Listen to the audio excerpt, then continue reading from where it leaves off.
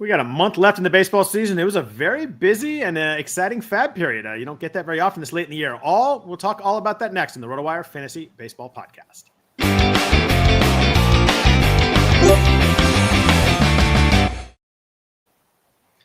Happy Sunday night, everybody. Welcome to the RotoWire Fantasy Baseball Podcast. I am Scott Jenstad, joined as always on Sunday nights by Jeff Erickson. We are sponsored by Chalkboard. Really appreciate the sponsorship from them there. Jeff, we got 4 weeks left in the season, 3 FAAB periods up tonight. We are really getting down the nitty gritty. How is everything in your world? Going great. Hey, except for the Reds, it's been a very depressing week as far as that goes. Yeah, we saw one of those depressing moments in person. That was a rough loss. It was they just kind of got outclassed by the Dodgers all week. Every West Coast trip ever, basically. Not the 1990 World Series, Jeff. Yeah, it's been a while. I was a freshman in college then. That was still a hell of a West Coast sophomore in college. Yeah. Sorry. Eric Davis might disagree, but the rest of them thought it was a good West Coast trip. Billy Hatcher thought it was splendid. But yes. Yeah, Eric Davis did enjoy he didn't get to enjoy the trip back. That was his problem. He just never got the lead. It was so, but yeah, big. There's a lot going on in baseball. It's actually kind of there's some races that have tightened up a little bit. Biggest one's probably the AL East, where Toronto kind of got that really hot run, took a pretty big lead, and all of a sudden we got 3 teams in the mix here. We got the Yankees 3 back, Red Sox 3.5 back. Who do you like in this division? It's kind of anybody's ball game. I mean, Toronto's still in the driver's seat with a 3-game lead, but 3-game lead, 4 weeks. There's you can make that up in 1 or 2 weeks pretty easily. Who do you like right now in this division? The Yankees and Red Sox have a much better run differential than Toronto. Toronto actually got really hot there for about a month and a half. Who's your pick in this one? Still the Jays. All right. We got some head-to-heads coming up here, so that'll help. That'll be fun. Yeah, look at the Yankees schedule coming up. It's really, they've enjoyed a fun aspect of the schedule lately. It's not going to be as fun in the next week and a half. They get 3 at Houston, 3 home against Toronto. At least it's home and not their personal hell, Rogers Center. Yeah. 3 at home against Detroit, and then 3 at Boston. So these next 2 weeks are vital. It could be amazing for the Yankees if they're playing well. I mean, it could be critical, or it could be critical in the wrong way. And I think I saw the stat that they're a combined 7-19 against these these teams. All right. So, it's going to be tricky. I mean, Toronto's had their number lately in particular. If they get through that, okay. Minnesota, Baltimore, White Sox, Baltimore.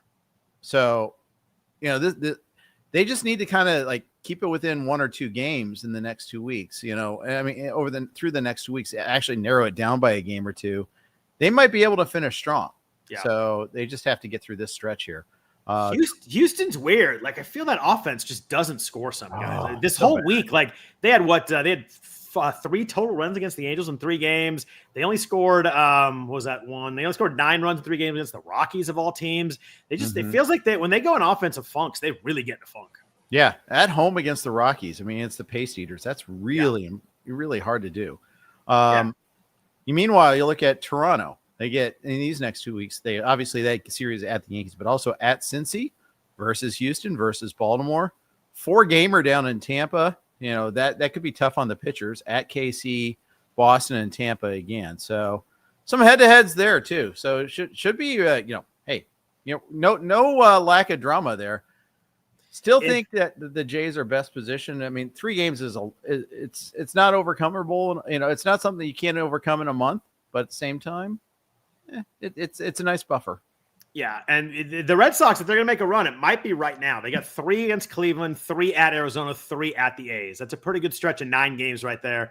A little 7-2, 6-3 stretch right there is probably what they need coming through these games before they play that series you mentioned against the Yankees. So the Red Sox probably the next week and a half here might be their shot to make a little run here. Yeah, indeed. The wild card race, it's weird because the Rangers keep losing people and keep gaining ground. It's a neat trick. They're only 2.5 out in the wild card. They've won 5 in a row. Helps that the Mariners have been kind of just meh lately. Yeah. But to that point, we were talking about the Astros. Well, they've actually, stretched out the 2-game lead now over the Mariners because despite not being able to score any runs. Yeah, the Rangers really, really plowed through the A's this weekend. They went into Sacramento and just killed them. The A's have actually been playing really good ball. They have the second best record since the All-Star break before this series, and Texas just destroyed them all weekend. Yes, they did. So, hey, and that's without Corey Seager, without Marcus Semien. Yep. But yeah, others have kind of stepped up. That is true. You mentioned the AL wild card. The NL wild card is really kind of separating itself out. According to ESPN odds, there are 5 teams in the NL with a playoff percentage over 99.4%. So 5 almost locks. And then you got the Mets, who are 3 behind the Padres, but 4 ahead of the Reds now. They're 93.6%. Do you think that Reds, Giants, Diamondbacks, Cardinals, do you think any of those teams make a run at the Mets? Do you think we know the 6 teams that are in the playoffs? I think we know the 6 teams. Yeah. The sweep of the Phillies combined with the Reds getting swept was just too much to overcome. Even though the Mets have been terrible this weekend. I mean, they lost 3 out of 4 to the Marlins, and a couple of games they didn't look that competitive in doing so. Very, very odds to see that. They are an odd, streaky team. They can look so good, and they can score a bunch of runs, but then they give up a bunch of runs. David Peterson got smoked. He's been really good all year, and he got killed yesterday by the Marlins when they needed him in a big spot. And they're just so streaky. They could win 7 or they could lose 7 or I have no idea what they're going to do. They're just kind of all over the place. I agree. I don't know what to make out of them either. I used to think that, okay, hey, when they went through a slump earlier this summer, like, yeah, but they'll be fine. They built that buffer because they're good enough. That lineup is so good. But man, they don't even have a number 2 starter right now. They have a collection of, unless it's the rookies, and that's the thing. Their best starting pitcher may be a guy that wasn't on the roster 3 weeks ago. Yeah, what I saying, pitch. He is not the same guy to get back off the ice. It's been really rough for Sang. It's a guy I really need, and he's been bad. Yeah. Uncle Ted says the Cardinals could make a run. They call up Weatherholt and Quinn Matthews. I don't think they do that, but it's just I think they're really kind of letting I don't know. They're just letting the season play out is the way I view the Cardinals. But I mean, they own the Reds this week too, so you never know. Yeah, they won they beat the Reds 2 out of 3. They do get the A's coming up here, but they split a series against the Pirates. They lost there against the Rays. They're not really playing great either. I mean, anybody can make a run in a small series, but man, I don't see much there to really get fired up about either. No. So let's talk about some players. The craziest stat I saw this weekend, I forget who had it on Twitter. It might have been Mike Curlin, but Brice Turang had 6 home runs in 2023, 7 in 2024. He has 10 this month. He has never been a home run guy, and all of a sudden, he's hitting bombs all over the place. He's like top 5 in the majors in home runs this month, out of nowhere too. But you look a little closer. We talked about him in the offseason as someone that I just don't know if he's ever going to get any power. I mean, hard hit rate under 30% the last 2 years. He's at 46% so far this year. He's a guy that has clearly changed his approach. Hit 285. I know the bat was really high, but 15 bombs, 22 stolen bases. He hasn't been the 50 stolen base guy last year, but Brice Turang coming on really strong for teams right now. Yeah, he sure is. So how do you value him for next year? It's a great question. I mean, if the hard contact's real, like I think he can be a different player when you evaluate him, because he was a guy that was stolen bases and no power, and it was pretty easy to evaluate. When you have a hard hit rate under 30%, you're just not hitting home runs. His barrel rate was 2.5% last year, but 8% this year, striking out more. So you can see clearly changed his approach. But I am very much more interested than I was last year. It's really hard to play a guy who's going to hit 7 home runs unless he steals 50, 60 bases. It's hard to count on that. I was not interested coming into this year. He's at a 350 OBP. He's walking more, striking out more, but he's coming with a lot more hard contact. Swing strike rate still under 9%, although it's up a little bit, but he's been really good lately. I'm way more interested than I was a year ago. That's for sure. I think we've seen someone that's he's 25. Maybe he's just kind of growing into his power a little bit. But he's definitely turned the corner. He just grew into it in the last month, though. Yeah, I mean, I guess none of his 16 are this last month. They are. It's crazy. I mean, the hard contact's been there, so at least there's some signs of it. But yeah. I mean, he's got 10 of his career 13, 10 of his 38 home runs, 28 home runs are all in the last month. It's pretty wild. Yeah. It is wild, but it's emblematic of this Brewers season, though. You lose Jackson Chourio, no problem. Isaac Collins will be your leader in the clubhouse for Rookie of the Year. What? Yeah. How many people were talking Isaac Collins as a Rookie of the Year candidate in March? It's kind of a wildly weak rookie of the year race in the National League, though, too. I mean, the American League's got some much better guys, but the National League is tough. I mean, Roki Sasaki getting hurt early on probably changed that a bunch. He was probably the odds-on favorite. But good question to chat from our friend Paul Sporer: Brice Turang or Jacob Wilson next year? I'm going to lean Turang, but man, it's a good question. It is a really good question. So I have a hard time wrapping my brain around Jacob Wilson because, I mean, it's all such great contact oriented there. But, I just think, you don't get the stolen bases payoff. So it's Turang for me, actually. It's actually Turang for me too. I think that Wilson, the batting average will always be a pretty good floor. I mean, he strikes out 7.5% his first time through the majors. That's a really good sign, but he plays in a great park. He's he's got the 12 homers, but that's still not a big number. 5 stolen bases from a middle infield spot, your shortstop.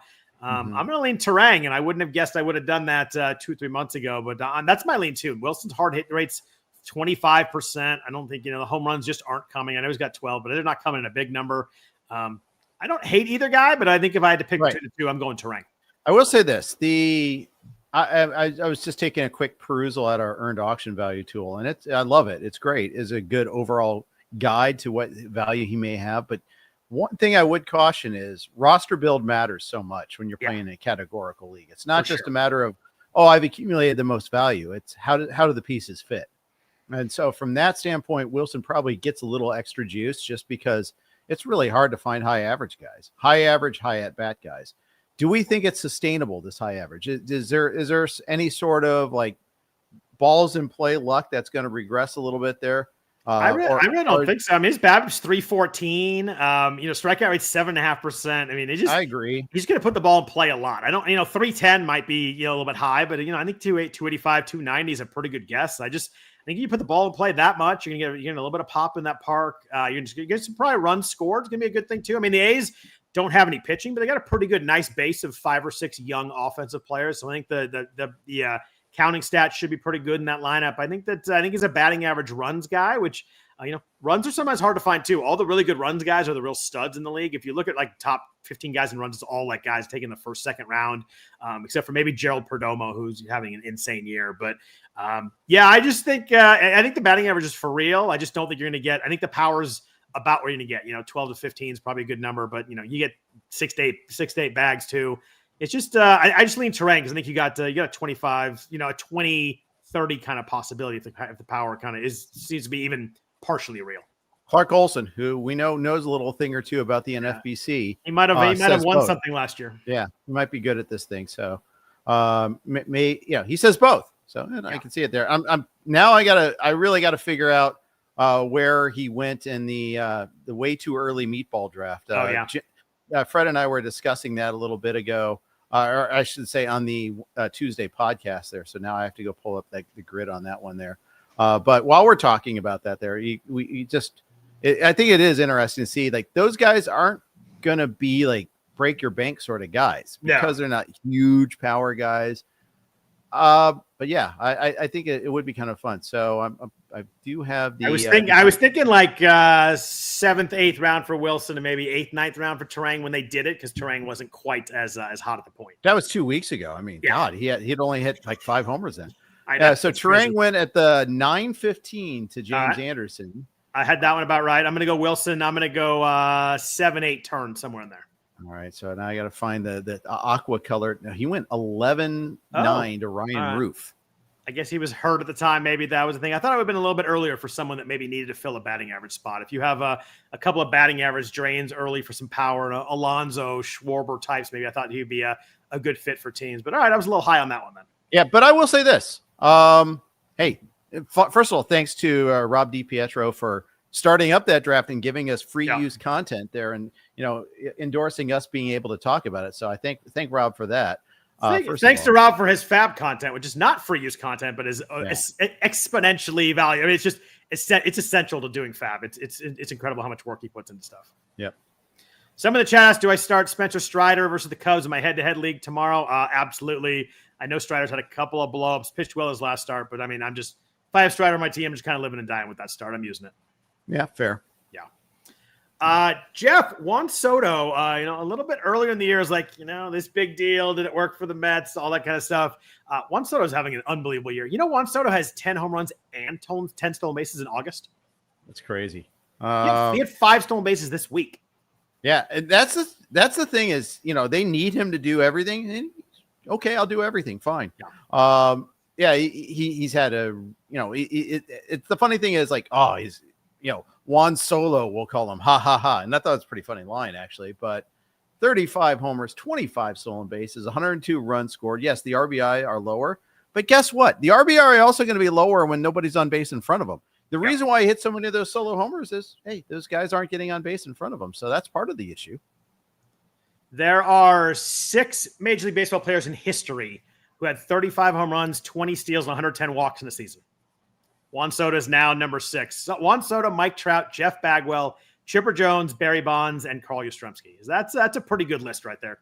Hat tip to Sarah Langs on the tweet on that one. But that is that's quite the list right there. It's a hell of a season.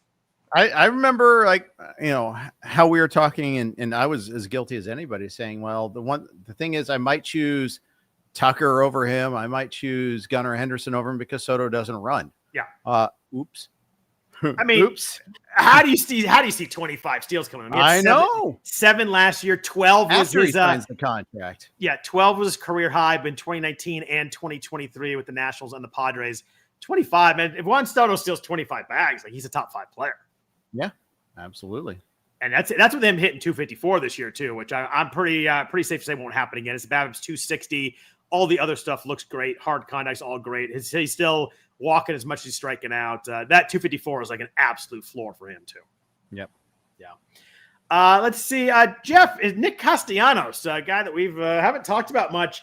Man, this has been a brutal year. I didn't realize how bad it had been, but man, he's been really bad. $184, 3 RBI in August for a guy that plays on the Phillies. That's crazy. Nick Castellanos, lowest WAR in the MLB among qualified players. This has been a brutal season for Castellanos. Suffice to say, they won't be re-signing him this offseason. But I don't understand what happened to him. I mean, he's one of those guys that, hey, it's late August. I'll just leave him. It's Castellanos. He's one of my starters. I'll just leave him. Yep. You don't pay attention to what funny you say that. 100% owned in the main event, 93% started this week. So he's just an automatic start for everybody. I mean, He's been horrendous for the last month. I mean, just completely useless. 3 RBI is just an absolute drain. It's brutal for him. And it's been a full month. That's the whole month of August. I mean, that's horrible. It is. Yeah. Speaking of guys who've been bad, how much do you think Pete Crow Armstrong's draft price for next year is getting affected right now? He's been 216 since the break. He's got 3 home runs, 4 stolen bases last 38 games since the All-Star break. Even worse in August. 1 home run, hitting $165 in August. How far down the list is he slipping here by the day? Good question. I'd still say maybe late second, early third, which is wild because he was late first, early second a month ago. Right. And that's just a guess. I'm trying to think. He went 5th pick in the second round in this the meatball draft. Okay. O'Neal Cruz went at the 2-3 turn. I mean, give me PCA over Cruz every time, I would think right now, especially because you're not going to get shortstop eligibility anymore from O'Neal Cruz. I don't know. At least PCA's done it for a little bit of length compared to Cruz. Cruz, we keep on waiting for that 1 year he puts it all together, and he hasn't done that yet. If anything, he's done the opposite. He's hitting 203 right now. He does have 35 bags, which is huge, but 19 home runs. If he's going to strike out 30%, 32% of the time, I don't know if that you just got such a batting average risk every time he comes out there. Yeah. I mean, hits the ton of the ball. I mean, it's got 20% barrel rate. He obviously makes great contact when he does it. He just does it so rarely. Yep. But I think I go PCA there as well. Much better team dynamic. Also, I think it's safe to say that the Cubs offense is better than the Pirates. I almost said Steelers. Jeez, probably better than the Pirates offense next year. Too many football drafts, Jeff. I gotta quit that. But I think it's interesting. It's going to get worse once the games start, dude. I know. We got. That's right. We got next Sunday. We got games. So you're not here next Sunday, right? We gotta. Yeah, I'm going to be in Vegas. It's tough. That's opening weekend Sunday in Vegas. It's fun. Have you ever done that? No, I haven't. So I'm really looking forward to there. Going to be doing. Usually I do it the draft this weekend, and I'm back in time on Sunday, they got soccer going on. That is no longer a thing I have going on anymore. Everybody thinks their team is going to have a good year. So that first weekend in Vegas is really, really fun. Oh yeah. You get the free look, and now it's 2 games for the free look. It's going to be a little different. And I've just never watched week 1 in Vegas before. So I'm really looking forward. I've done it multiple times. It's really a good time.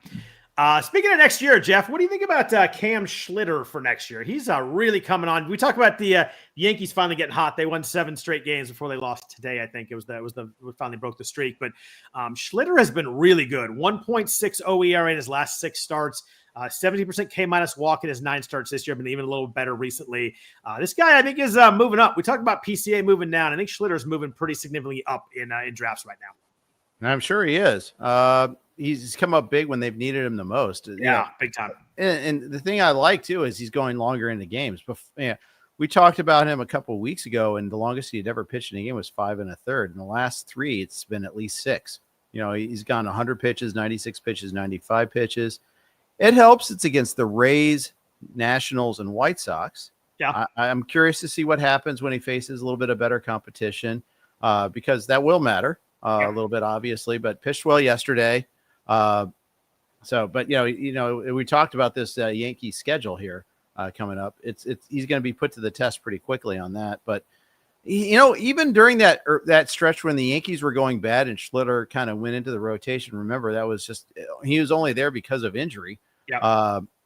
He was fine then. He just wasn't great, but he was fine. He gave him some innings, gave him a chance. But now we'll see. He gets another Toronto start, which means K's will probably be down. Walks will be a little bit up in that game. Gets Detroit after that. I'm not sure what happens in that one. So he gets 2 starts in this next 2-week stretch. Yeah. He's got Friday night. First game of the series against Toronto is him against Kevin Gossman. That should be a fun watch. But Schlitter's someone that the minor league strikeout numbers were so good over the last couple of years. I mean, he's 32% in AAA this year as a strikeout rate. Actually, even higher than that. He was a little bit lower in AA and higher in AAA. And he was like 30% last year in the minors. So the strikeouts are definitely look very real. He's walked a few more guys in the majors, swinging strike rates down a little bit. I think you kind of see that when a guy gets first called up. But it's funny. I mean, he's clearly one of the Yankees 5 right now, though. Yeah, he is. And I just I'm interested to see what obviously a lot can change this offseason there. Yep. What happens with when you're going to get Cole back at some point next year. So that'll be one of the factors there. You're trying to figure out who fits in where, but I mean, he's making a really good case for being a big part of that rotation next year. Clark Schmidt probably won't pitch at all next year. That's the guy I was thinking of that Schlitter just kind of stepped into there for him. But, he went undrafted in some of those, 50 rounders earlier, the draft and hold. So, sometimes a guy can make a big leap in 1 year, and it's nice to see it when it happens and maybe make it stick. It's interesting. Tomorrow, September 1st, that used to be a big day in baseball when they went from 25 to 40. I think, what do we go? Do we go 26 to 28 now? Do they just call 2 guys it's just up? two extra players, basically. There's some questions to chat about guys getting called up tomorrow. And there's some rumors about, we talked about maybe Christian Encarnacion Strand getting called up, Zach Veen maybe. Sal Stewart's going to get the call for the Reds. That's the guy we've got to pay attention to. Good prospect. There's a question about Christian Campbell for the Red Sox. Maybe they call him up. It's just not quite the dramatic day it used to be. It used to be there were so many guys that September was really hard because they had 15 guys on the bench that could hit any time, and guys didn't play as much. But I actually like the rule better now. I didn't like September then. It was just kind of it's always a crapshoot, but it was really a crapshoot. They had 40 guys, at least at 28. Most guys that are regulars are playing every day. Yeah, that's right. Yeah.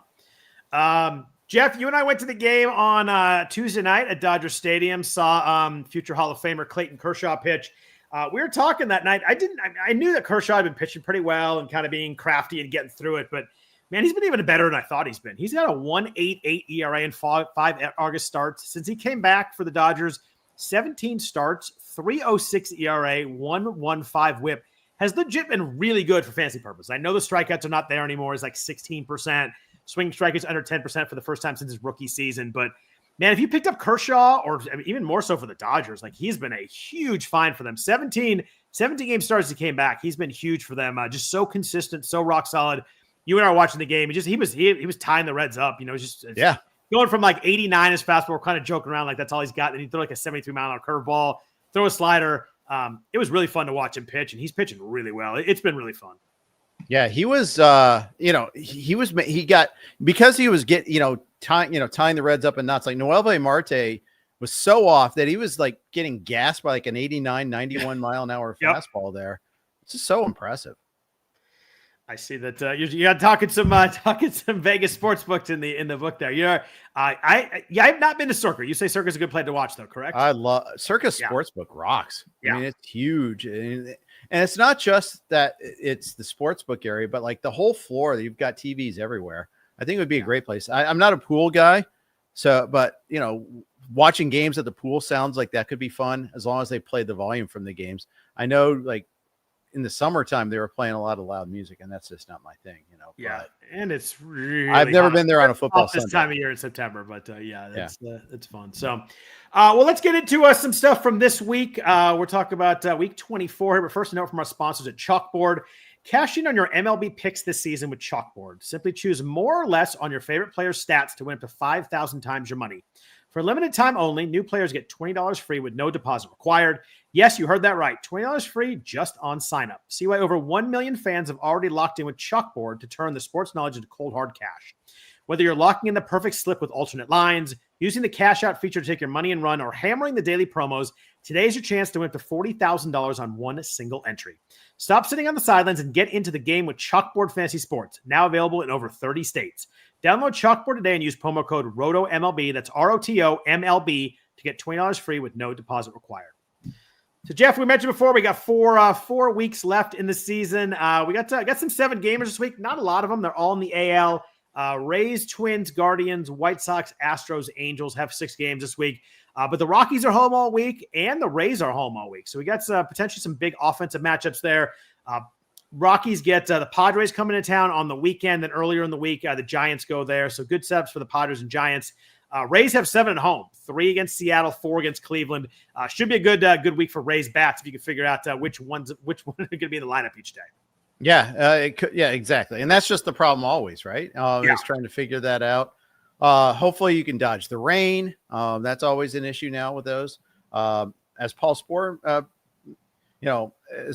points out, early games tomorrow will be very important. There are games starting at 10 a.m. Pacific time. Marlins, Nationals, and Mets, Tigers, and Blue Jays, Reds all start before 10:15 tomorrow morning. So all leagues, NAL, NL, and mixed, you're gonna have to be aware of that. Might as well just set it tonight. If you're up tonight, do it now. Obviously, do that there. That would be so mature and responsible, Jeff. I'm definitely not going to do that. Oh, totally not. Yeah. Yeah, there's 7 games to start before 11:30 tomorrow morning. That's going to be a fun day of baseball. It's only no night games. The latest game is a 5:10 Pacific game, Rangers and Diamondbacks. So it's pretty much almost all day games tomorrow. Yeah. Hey, it's good. Every team should be playing on Labor Day. Every single team should be playing on Labor Day. They should be playing Memorial Day. They should be playing on the 4th of July. I've made this stance clear before. I laughed. Someone in the chat said tomorrow's the last day to wear white, Jeff. That's you need to make sure you pay attention to all your fashion news here. Yes, for sure. I know that's very important to your brand. The fact that I even say my brand is very important. I love it. So it should be an interesting week. Like we mentioned, some really good matchups in terms of in the AL East. So those should be really fun. We talked about the AL West a little bit with how close that's gotten.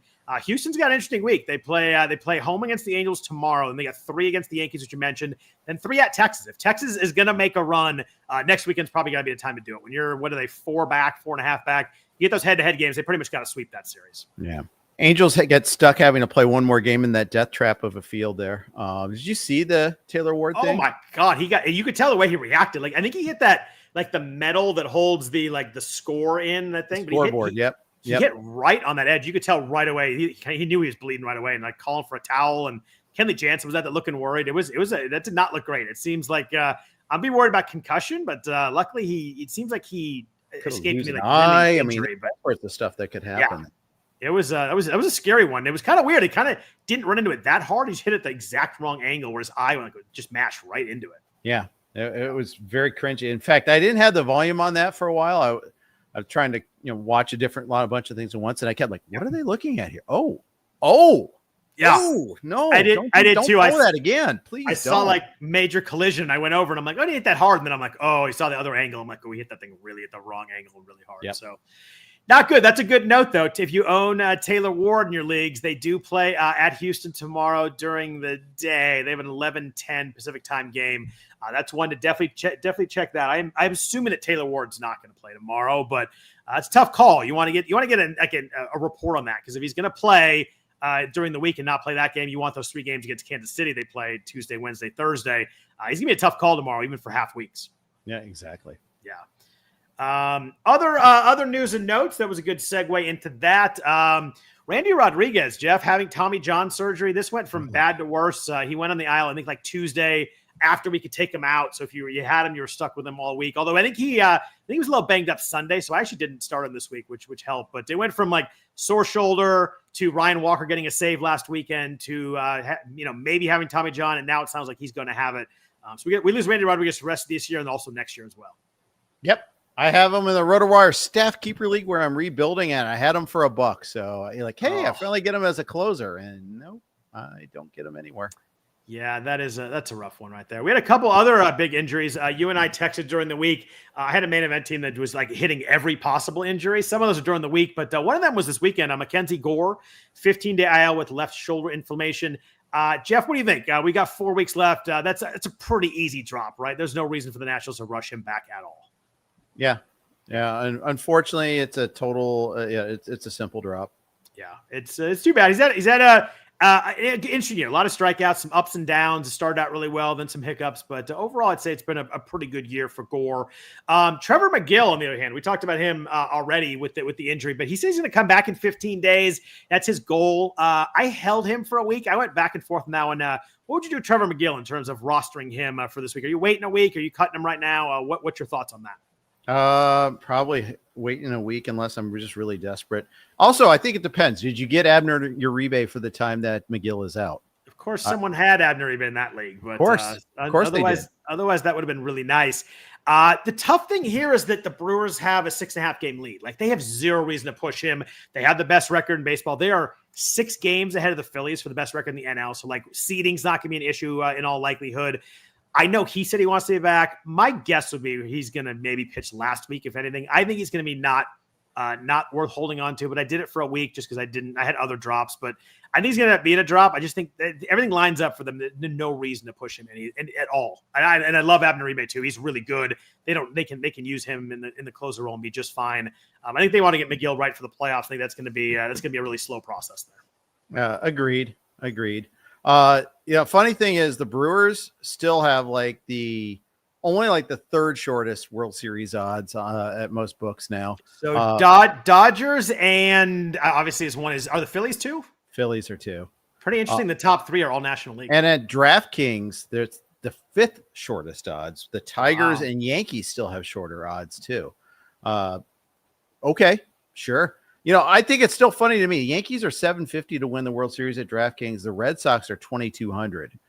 It's the problem with that, leveraging that is that means I'd have to actually bet the Red Sox there. Yeah. And I don't know if I really want to do that. I just want to bet that they have just as good odds as the Yankees, but and no reason. I mean, they're dead even right now. They're half game separated right now. The Brewers being 5th at DraftKings is pretty wild. I mean, they got the best run differential baseball, got the best record in baseball. It's not like it's a fluky thing where they're winning a bunch of close games. I mean, they've been just legit really good. That's maybe they might have the hottest starting pitcher too in Freddie Peralta. He is on fire right now. Yes, maybe some the Brewers never play well in the playoffs sort of thing, but I mean, every team's different. I wouldn't really hold that against this. They don't have a star hitter sort of thing, maybe. I don't know. William Contreras. Contreras is he's coming on pretty well. I think he was slow to start the year, but he's pretty much a star hitter right now. I think I agree. I'm just saying, talking about perception, Yeah, I agree there. You compare Aaron Judge versus William Contreras, though. I mean, you compare Shohei versus William Contreras. I see why it is that. Why the odds are what they are. I do think it's low key a little bit of disrespect there, though. But hey, let's see what happens once they get into the playoffs. If they get a top 2 seed, which they're looking pretty good for, that's the part that makes it look like it.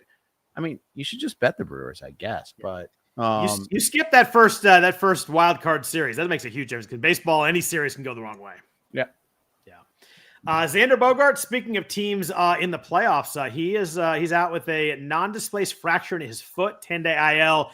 That's going to be a tough one to get back to. I think there was quotes like he may come back this season. They're hoping to get him back this season, but that's a loss for San Diego. 2 games behind the Dodgers right now, still battling. They're pretty good spot in the wild card, but it's a big loss for them. It is. It's a really tough loss for them. And, at least they added at the deadline. They went out, but they're down Jackson Merrill right now too. Yeah, is the other thing.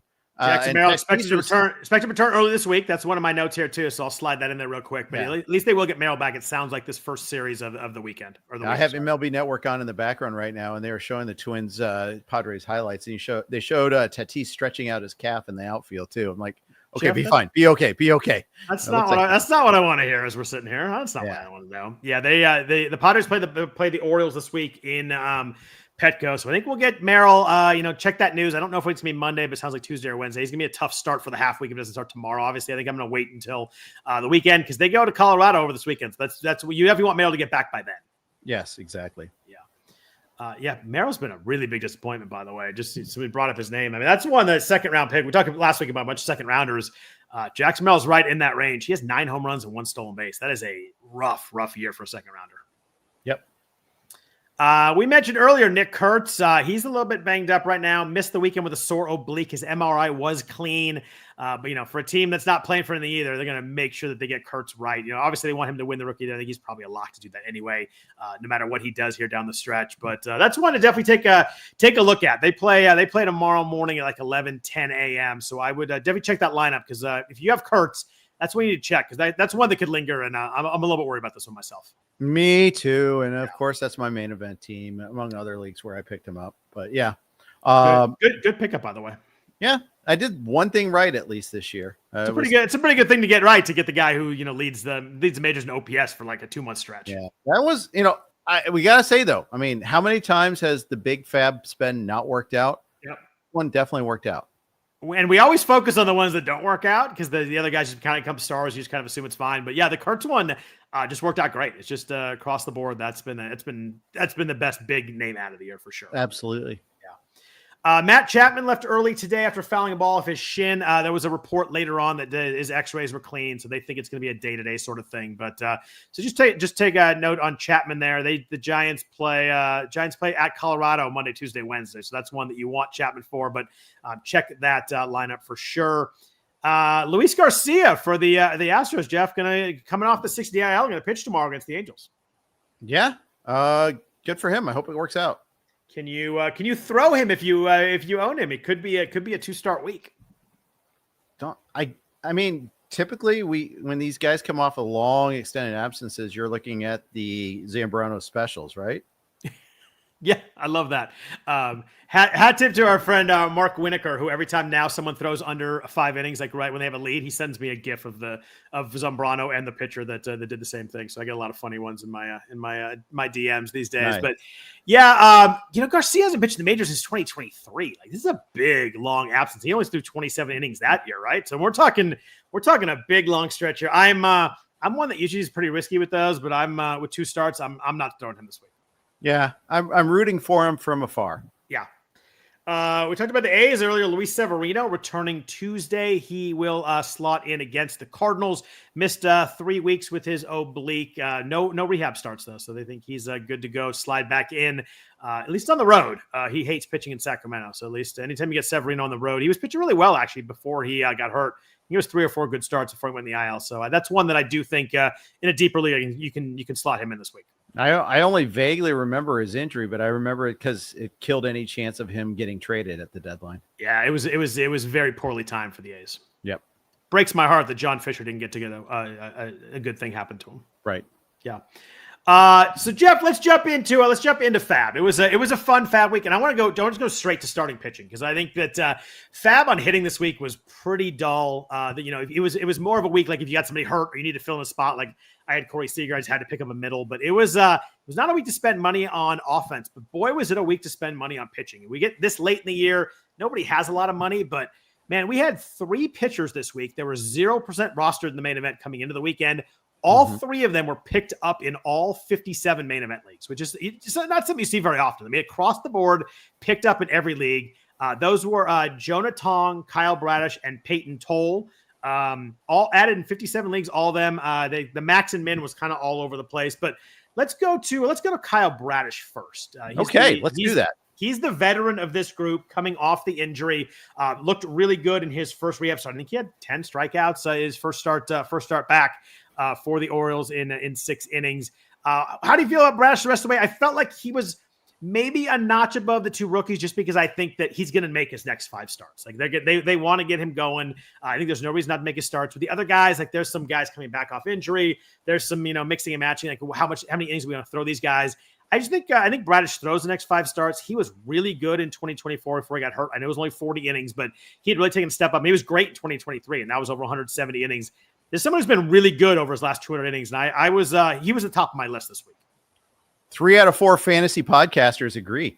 Kyle, who's the 4th? I don't know. I'm just saying. I'm just being silly. I got him in 3 out of the 4 NFBC platforms: the main, the online, and in Scarf. I got him as well. The one league I did not get Bradish was Yogurt, I think. Okay. No, I lied. I got him in Yogurt.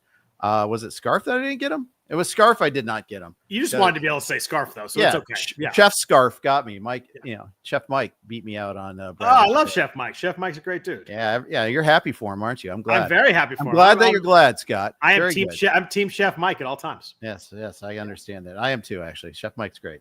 Yeah. He beat me 67-46 on that one there. Okay. But I got him 29-28 in the main. That's look at you fun. With your efficient bidding. Yeah. Second best thing I've done this year. Second good thing I've done this year. And it doesn't even matter what it results, but man, he was dealing in that first start back. He was really fun to see.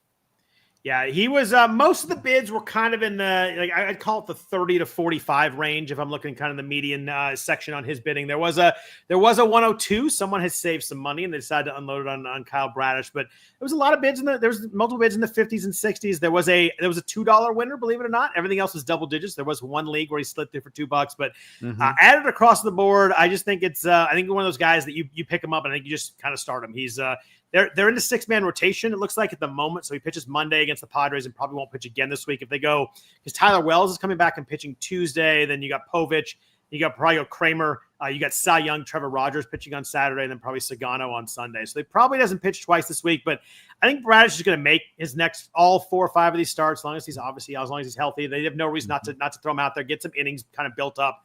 I think he's just a really solid ad. And this date in the year, I think he was kind of a sure thing ad. Oh yeah. Definitely with 4 weeks to go too. What are you waiting for? Just grab them. Where I had money left, I figured this was the week I'm down to $10 in the main event Vegas. I was at 60, something like that. And I bought some guys. I mean, just one of those things that we don't know how many weeks we're going to get. I want to have some money to add, guys that get hurt, but I don't know if we're going to have any impact guys. And, if we're talking 1 or 2 weeks anyway, like how much, it's not going to make that much of a difference anyway. Exactly. Yeah, exactly. So let's talk about the 2 rookies. We had Jonah Tong get called up by the Mets. Payton Tolle get called up by the Red Sox. Everybody liked Payton Tolle the way he looks. He looks like Ron Swanson from Parks and Recreation, but out there gassing like a lefty. It throws hard. Jonah Tong everybody likes because he has the Tim Lincecum follow through on his pitching motion. So fun to watch there. Did you have a preference between these 2 guys? I really had a hard time figuring out between them. You look at their minor league numbers; they are both fantastic. Like you look at Tolle's numbers. The K-minus walk is really, really impressive, but Tong strikes out a ton of guys. I was impressed by both guys. I had them both really, really close. I couldn't really differentiate between. I wanted both of them, but I didn't really have kind of an order on them. I like both of them. Yeah, I'm the same way to the point where I had the same bid on them in all the leagues I did. Yeah, I did too. I think I flip-flopped the order. One I had Tong ahead, one I had Tolle ahead. I don't think I got either of them, to be honest, because I got Bradish in most cases. And then I actually was aggressive on Uribe and another ahead of those 2. So Abner Uribe because I just needed saves for a couple of weeks. Yeah. So I went that route instead. But it was, I like both. And the thing is, both teams need those pitchers right now. Yep. I don't think this is okay, we're going to shut you down after, hey, this was nice. Good job. Pat you on the head. Now it's time to shut you down for the year. So do you think the Mets could, when Tyler Megill comes back, and sounds like he's going to throw one more rehab start, but you think that he could push Tong back out? You think Megill maybe comes back and goes to the pen? Can we, because as bad as Senga's been, I think he's locked in there. Pederson as well. McLean obviously has been great. Mania Holmes, I can see Holmes getting moved to the pen quicker, couldn't you? Might not. I don't think that'd be a bad call at all. He's been a little bit better his last couple starts, but overall it's been a little rough. I just hope Tong, as long as he pitches well, he will. But I worry if he has one kind of blow up or hiccup, he pitches at Cincy this week. I just wonder if that Megill lurking thing worried me just a teeny little bit. Yeah, the fact that McLean has had multiple great starts and might be their ace right now. He's been awesome. Yeah. It's just sometimes it's ordering. Yeah, he got there first. Yep.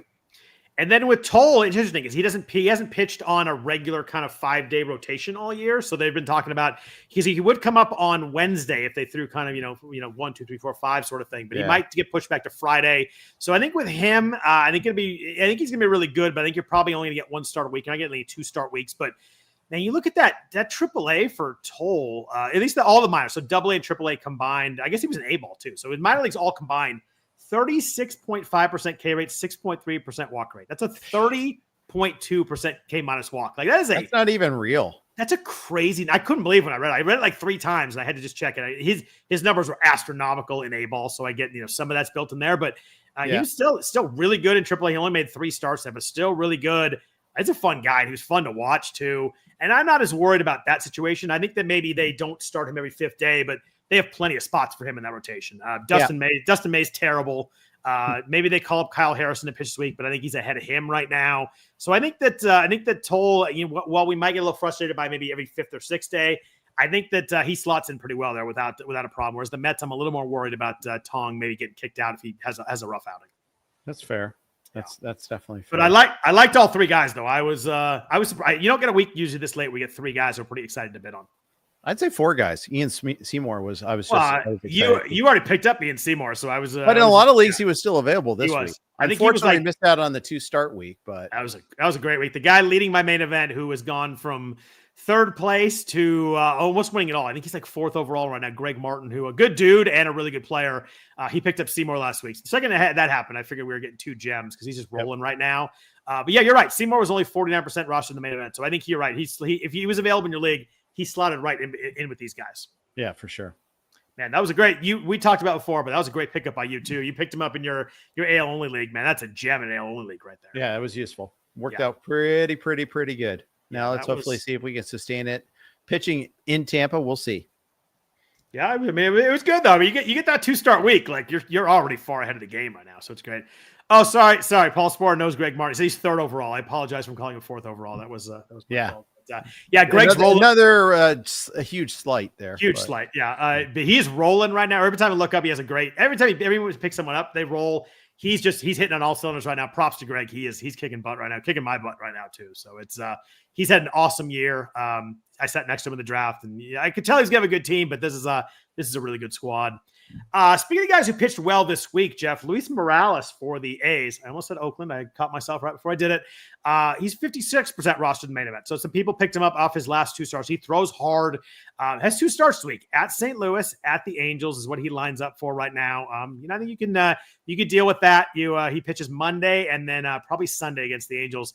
How do you feel about Morales? I kind of thought he was a little bit behind those guys we talked about, but I definitely thought he was worth rostering for sure though. Yeah, I mean, isn't it weird that you're targeting a pitcher? Got to make sure he's on the road first, though. I know, right? It's not quite Rockies, but it's still extreme. It's not far off, by the way. That park's crazy. It's guys hit balls there. I'm like, oh, it's routine, and it's 30 feet over the fence. The ball just travels, especially to right field. I've noticed a lot of balls are ooh. Sometimes the left. I always feel okay, he got it. That's fine. I do too. I feel like center and right center. There's some balls in center. I'm like, oh, and it just goes over the batting guy. It's just bombs. Exactly. Yeah. Usually it's Nick Kurtz. Maybe he just has that much power that I doesn't look like he hit that hard, and he did. But Morales is a strikeout guy. He was 29% in the minors this year, a little bit lower in the majors, 25% with an 8.5 swing strike rate. So the swing and miss hasn't quite been there. The walk up. So I think he's a little more risky than the other guys we talked about, but still the stuff's there. He throws hard, 2 starts this week. If you need wins, you need strikeouts. I thought Morales was probably 5th in line for me. I liked to add him this week.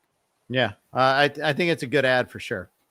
How do you feel about our old friend Taj Bradley? Came up, got smoked in his first start. You know what I talked about last week? Like, we didn't even know he was up, and all of a sudden you look at the box score, and he's getting up 7 runs. But pitched really well in his second start for the Twins. I read some stuff from Rob DiPietro, who kind of broke down his start, talking about his arm angle, changing a little bit. Minnesota worked on some stuff with him in the minors. He's about 60% rostered in the main event. Are you interested in going another go-around here with Taj Bradley picking him up in FAAB this week? I guess home versus the White Sox this week, if that helps you. Yeah, that does interest me. I probably should be more interested than I am.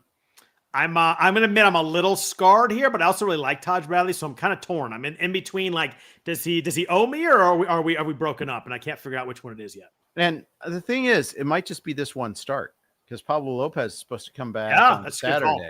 Good call. So what happens? Although, come on, Lord forbid that you take out Simeon Woods Richardson from the rotation instead, or anybody else, Bailey Ober, even for that matter. I'm done with Bailey Ober. I mean, I that's not true. I picked him up in one league, but where he got cut. But I'm mentally done with it. It's like okay if I get some from him, great sort of type of player now. It's a good comment in the chat. Someone said that the White Sox have not been a pushover lately. That is true. Their offense has been a little bit better, but still a start that I'm not shying away from anybody. That's a good point on him. The 1 week thing, though.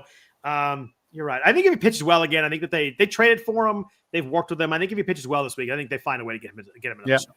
Yeah. Uncle Ted asked, "What do you do with Bubba Chandler?" I would love to be able to use Bubba Chandler. I just don't know when he'll pitch next. He pitched. He got a win this week the way it lined up, right? I think he pitched 4 innings and got a win when he pitched this week. You're right. I think we talked about him last week when he got called up, and you're right. It's just hard to time. Like, you're probably going to get a 4 inning outing at some point this week. Will it be with a lead? Will it be piggybacking? It's really hard to start to kind of use him in your lineup. But yeah, if you're in a deeper league and you want to get 3 or 4 really good innings, I think he's a pretty good bet to get some strikeouts in there too. The interesting thing with him this week, though, is that he could piggyback Tuesday and Sunday this week. So you might get multiple 3 or 4 inning sides. So if you own him, this is the week to start him. There's if you look at the RotoWire projected starter grid, he sounds like he's going to piggyback to Madlodsky over on Tuesday. McGinsky. How you say that again for me? McGinsky. There's a G that doesn't exist in his name.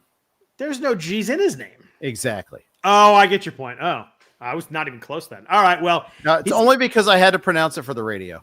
Gotcha. He's going to go behind Carmen M as a piggybacker, so he's going to pitch there. But if you get 2 piggybacks out of Bubba Chandler, that becomes really interesting because you get 7 or 8 innings. Then you're talking really good innings. If he doesn't get a win, that probably is worth the start. Yeah, exactly. And maybe you're just protecting ratios, but then again, I always think those protect the ratio pickups always blow up in my face. But you get 1 3-run homer, and all of a sudden it's just a disaster week because he got smoked and he had no chance for a win and a save. But he's looked really good in his pitching. He throws hard, by the way. It's some real gas coming out of there, like easy gas too. Yeah. Was there anybody else you liked in starting pitchers this week? I was pretty much at those top 5 or 6 guys that I thought were really interesting. After that, there's some Davis Martin. He's pitches twice this week. If you need some strikeouts and you don't care about ratios, maybe you get some Davis Martin. But I was kind of I like the top end guys, but not really much after that. Agreed. That's exactly how I felt. Cool. Let's jump into relievers, but first, real quick, a note. It's almost football season, and the NFFC RotoWire Online Fantasy Football Online Championship is very, very live right now. Jeff drafted one tonight. He's probably posted some pics there somewhere on Twitter, I hope. Play fantasy football against your favorite RotoWire experts on NFFC this football season. Jeff Erickson, Nick Whalen, and more will compete in the RotoWire NFFC Online Championship for a shot at $250,000. Sign up for a draft today at rotowire.com/high stakes. That's rotowire.com/high stakes. Jeff, you mentioned earlier relievers. There were 2 relievers that were really interesting this week in FAAB. Both Abner Uribe filling in for Trevor Megill and Ryan Walker filling in for Randy Rodriguez. He was over 80% rostered in the main event. Randy Walker was, but only 39% 12-teamers. So a good ad there. Bob Melvin had a quote that said, we're pretty much going back to Walker. He's our guy here, so he's going to get the saves. Uribe seems to slot right in the 9th inning.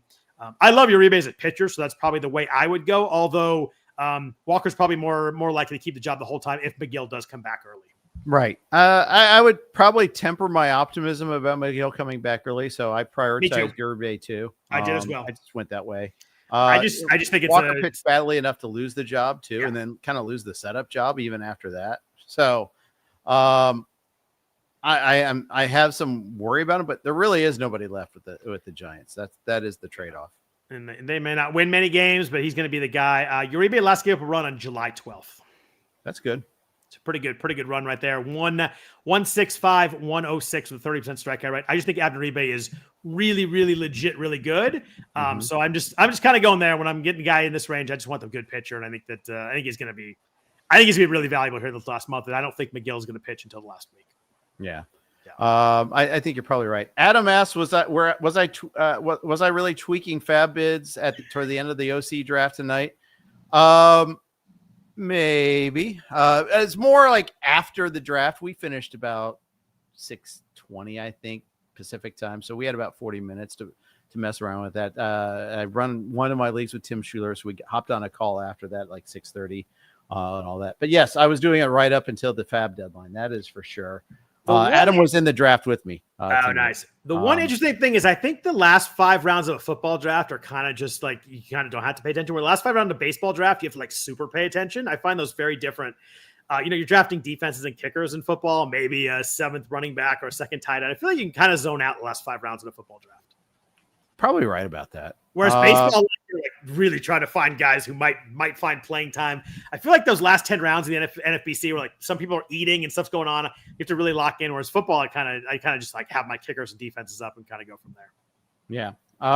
Yeah, you're not wrong. I think 20 rounds is too many for football, to be honest with you. I do as well. I'd like 6-man benches in the NFFC. I know that I know nobody. I'll never get that changed, but I'd like 4 more, so 48 more players in the waiver pool. Yeah, I agree. I would like harder decisions to be made for sure. Yeah. I think that's what baseball they actually get right. The 30-man roster is perfect with no IL spots. I think it's perfect. Love it too. Yeah, I agree fully there. I'd go a few less spots in football. I feel like everybody that like breaks out a little bit is already rostered and owned, and every quarterback's taken, every like backup running back's taken. It's just no way to really improve your team. It's really tough to improve your team. There's always like 2 or 3 hits, and that's it. Yeah. The most I still think the most memorable one might have been Peyton Hillis, but the fact that I'm mentioning that one, that was a pretty long time ago. Yeah. So maybe Arian Foster late in the season, but when he had his breakout year. But anyways, we're getting far afield. Let's get back here. We are far afield. Yeah. Any other relievers? I've kind of given up on many of these spots. I think like Sacramento is pretty much dead to me. There's just no way to.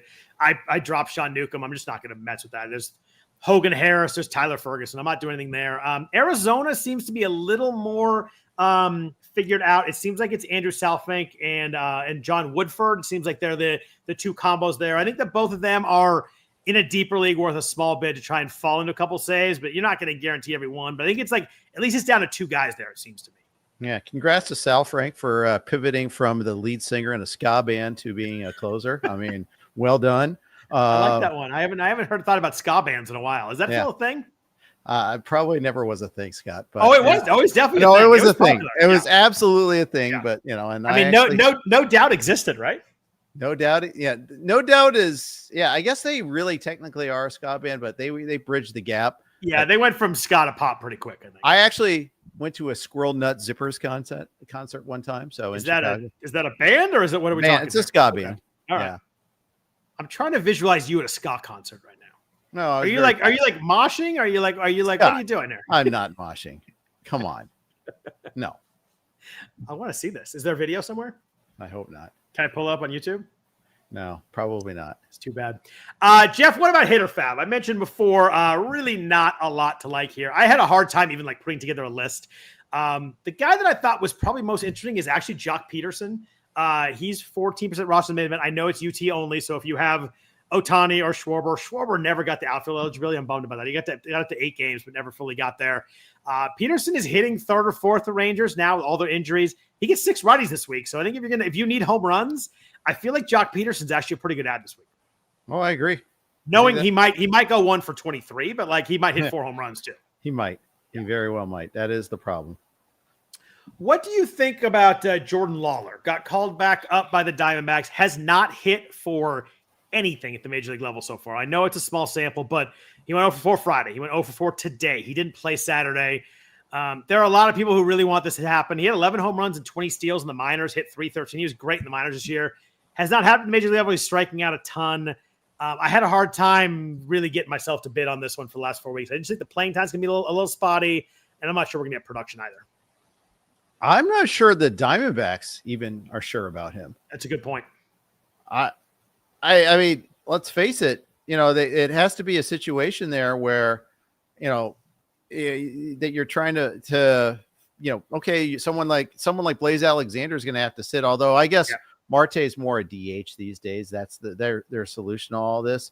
But Lawler, I mean, we're still waiting for him to not strike out every time he comes to the plate. Basically, he has 5 strikeouts and 8 at bats since he got called back up against the Dodgers this week. It's just in my ill-fated attempt to go to try to win the XFL league.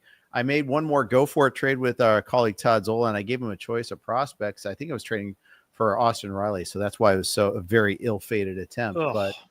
But I gave him a choice of like 3 prospects, and one of them was Lawler, and I was hoping he'd choose Lawler. He did. Now Todd's a very smart human, and I think Lawler still has a lot of upside. I mean, that sort of mentality landed you Jackson Holiday this year, and that's going to look pretty good in the long term, I think. Yeah. Who did he take instead of Lawler? He took Lawler. Oh, he took Lawler. Okay. He took Lawler, but Chase DeLauder was one of them, actually, and Chase DeLauder got hurt again because that's what he does. Yeah. And then there was another one. I think it was it Hope on the Dodgers? Might have been Hope. It was the third one that I had. It's like, you choose a prospect, I'll get like Riley and someone else or something like that, because prospects are gold in this league. Of course, yeah. The name I do like is Luis Matos. I think we talked about him last week. The Giants are clearly giving him a run of playing time to someone who has not really produced in the majors yet, has done stuff in the minors that we've seen, a little bit of pop, a little bit of speed in the minors. Had a good week this week. He was 60% roster coming this week. And if you need an outfielder, I thought Matos is a pretty good bet to at least get a bunch of playing time and maybe give you a little bit of that minor league upside too. We'll always have that one RBI week from last year. Oh, that was a beautiful week. He had like 9 RBIs that week or something crazy. Maybe it was more than that. I think it was like more than that. It was like 9 in one game. I feel like it was a crazy week, but they're giving him a clearly run of playing time. I think in September that matters. The Giants are out of it, and I think that they want to see what they got. I think he's going to play every day, and that matters in September. Getting guys to play every day actually is very important. It really is, and getting that right, and deciding quickly too. If you're wrong, move on to the next one. Yeah, that's a good point too. I think that I've done that the last couple of weeks. Like if this is not working, give me another guy with playing time. You're kind of hoping to fall into just a hot 2 or 3 weeks is kind of what we're doing at this point. So, was there anybody else on offense you liked? I looked at Rhys Hoskins a little bit. I'm not sure the playing time's going to work out, but he's had like 9 rehab games already, so he's going to probably get close to getting called up. If Jack Caglianone was available in your league, they finally called him up. There was a really funny tweet that someone said he was. They thought he was going for the rehab assignment Triple Crown because they kept him down there for so long. But he's getting called up tomorrow. So if he was available, I think he's worth an ad. He was doing really well as rehab assignment. But it was a tough week for offense. Connor Norby's back for Miami. If you need a third baseman, he might be okay. But man, I had a hard time finding offense I was fired up about at all. I agree. I'm curious to see the Reds' usage of Sal Stewart, and obviously in the NFBC you couldn't pick him up this week, but maybe in other leagues you could have. It's a day light and a dollar short as far as the Reds go. How big of a prospect is Sal Stewart? I know he's 21, obviously a young guy. He's pretty. I mean, he's got 20 bombs, 17 stolen bases in the minors. Yeah, he's a legit prospect. It's just the Reds are in that. Well, where are we going to play him mentality? Here we go again. Yeah. Yeah. We can't have Gavin Lux sit. We can't have Santiago Espinal sit, for God's sake. Oh man, sorry about that. Yeah, we were at the game Tuesday night. We had a lot of Santiago Espinal commentary there. It was not great. What was the weirdest thing about that game was that woman taping the entire game on TikTok sitting right in front of us. That was wild. That was pretty wild. Like, she held her phone taping the entire game. It was wild. She just streamed the game. Either. By the way, number 12 prospect in James Anderson's prospect. Oh, so I'm interested now. You have my attention. Yes. So we get a week to watch him. He hit for average in the minors too this year. He's hitting 309. So that's an interesting one. I assume you wouldn't want that. Got to have the defense and put Marte in center. Oh wait, what? I mean, I hope they just call him up to play, right? Like they're not going to call him up to sit, right? I don't know. He might be the September call up. I don't know. I'm getting really jaded about the Reds right now. Unfortunately, I feel you. There was one game. So that not only in the game that you and I went to, did the Noelve Marte apparently bunt on his own. and not. But even though it was clearly a sacrifice and not for a hit, but also. Weird, yeah. Also, they get in a situation. Kershaw's out of the game, so you've got this all righty lineup. They put Marte in center field to make it all kind of the pieces fit. Yet the whole reason you traded for Cabrian Hayes was the defense and to get Marte off of third base. So yeah, it seems like a good idea to put him in center field and leave him in center field when you don't have to. And of course, ended up on that. Yeah, biggest play of the game. They were down 3-1, gave a 2-run double that probably should have been caught to make it 5 or 6-1. It was kind of done at that point. It was 5-1, and then another hit after that made it 6-1, and it became 6-3 was the final in that game. And sliding doors, things can happen. Yeah. It could have ended differently, but there was 2 outs in the inning too. They get out of that inning. Yeah. Who knows what happens? Uncle Ted asked about Andrew Painter in the chat. I thought maybe he's going to come up this week too, except the Reds or the Phillies added Walker Buehler, and he's going to start this week too. So 6-man rotation with Walker Buehler. Yeah, crazy, right? Like that. I looked at Walker Buehler was on the Phillies. I was like, I knew he got waived, but wow, that was quick and right for a first place team. Walker Buehler just kind of falls into stuff pretty well. Andrew Painter hasn't had a good year. No, he pitched. I think he pitched well in his last rehab outing I saw, but yeah, that was in June. Oh, you're right. That was a long time ago. Oh yeah, he hasn't knocked down the door at all, has he? No, 536, 152, 41 walks in 92 innings. Teams usually make guys like that kind of force their way up a little bit. And you're right, he has not done so. It's a lot. We've castigated the Pirates for not promoting, Bubba Chandler sooner. I mean, it kind of is true. The same thing with the Phillies and Painter. He had such a layoff from the injuries. I get it. He missed 2 full seasons and he hasn't really banged down that door. The strikeouts are kind of there, but still, I would have liked, this is a guy that used to be the total stud, and he's definitely gone down in the prospect rankings. Yeah. Yeah. I mean, you talk about the guys we talked about tonight with Tong and Tolle. I mean, those guys have been great in AAA and kind of knocked down that door. I know that a lot of people talked about the automated balls and strikes, and someone mentioned that in the chat as well. But I mean, there's a lot of guys who do really well too. So it's not just that. Just that you talked about tonight, it's really well matters too. Tong and Tolle are both rated higher than Painter in James's latest prospect rankings for what it's worth. There you go. Cool. Tong's watch that Lindsay through is fun. So cool. Anything else you want to talk about in your mind before we jump here? No, I think we're good.